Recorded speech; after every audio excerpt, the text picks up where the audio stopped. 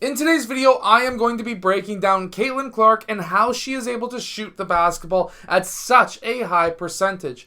There's a few things that she does that kind of get you wondering how she has a good shot. However, overall, her shooting form is really good. So let's get down and let's check her out. Really quickly, if you want to be able to shoot the ball from further away, make sure to go check out my shooting workout that is down in the description below. Okay, so at this point, she's coming off of a screen. You can see that her defender got caught on the screen, and before she's even shooting the shot, she is keeping her head up and looking at defense, but also looking at the rim as well. A lot of players make the mistake they're looking down, but you need to look at the rim. You need to know where that target that you're shooting at is. At this time, what she is able to do is then plant that right foot. Her body is angled, which means that she is going to be able to stop her momentum in this direction and turn it into momentum going straight up. You never want to drift in your shot. You always want to be able to go straight up into your shot. This is very important because by going straight up, you're going to have a more consistent shot. She then plants her second foot.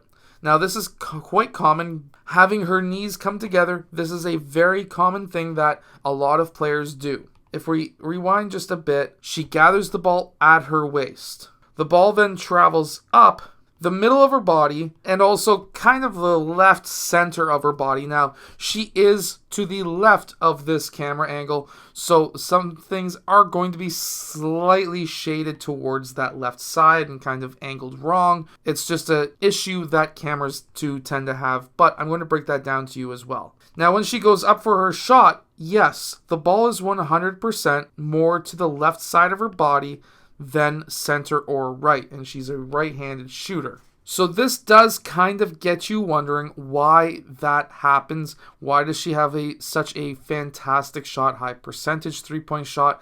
How is it possible if the ball is more to the left side of her body? Well, the reason is because the elbow and the shoulder are in line, and at least a part of that ball is over top of that upper arm. This gives a somewhat straight shot all the time, and then there's a few other factors that are involved. Now, while at times her palm will be facing the rim, we can see right here that she does release that guide hand early, even if that offhand looks like she may have a thumb flick.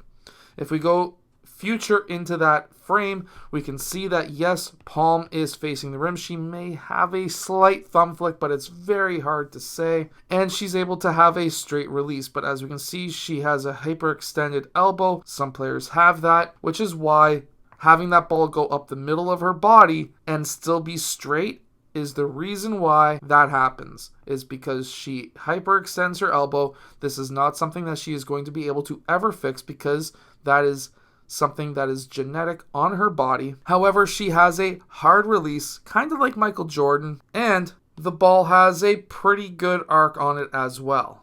Now, if we were to actually count the rotations, this dark spot would have been on the opposite side at the start. So that's a half a rotation, that's 1.5 rotations, that's 2.5 rotations, and that's roughly 3.5 rotations on that ball.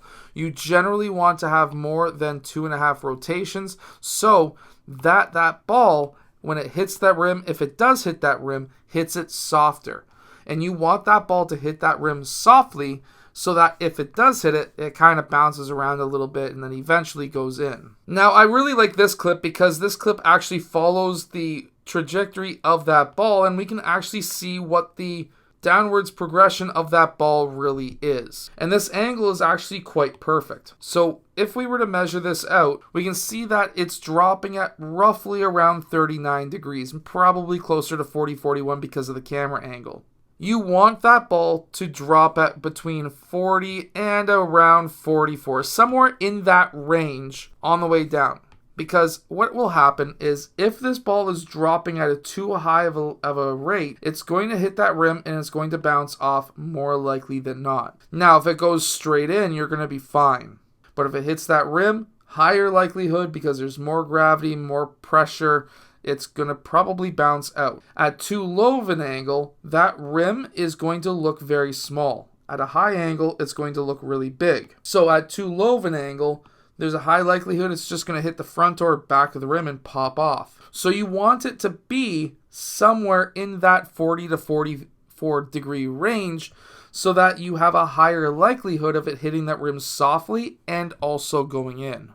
Now this angle is really nice because now we get to see her knees, hips, and even shoulders, elbows, everything. So let's really break this down. When she gathers that ball, at this point she's going up. She doesn't use a ton of lower back in this clip, but she does tend to get her shoulders in front of her knees and toes quite well if she's sitting down into her shot, not something where she's leaning forward. Again, you generally want to go straight up into your shot. Now, when she goes up into her shot, she is leaning in this one. This does happen, I would say, probably more like 40 to 50% of the time that she shoots and leans forward into her shot. However, you can see that it is a one motion shot.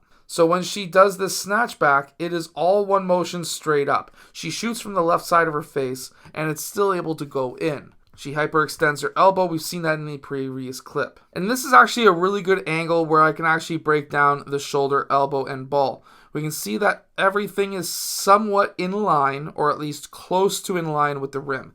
This is something that I mentioned in all of my videos, and this is how you can shoot the ball straight. So make sure to go check out my shooting workout that is down in the description below if you are looking to extend your range and shoot the ball from further away. I hope that this video has helped you. If it has, hit that like button and subscribe, and I'll see you guys again in my next video.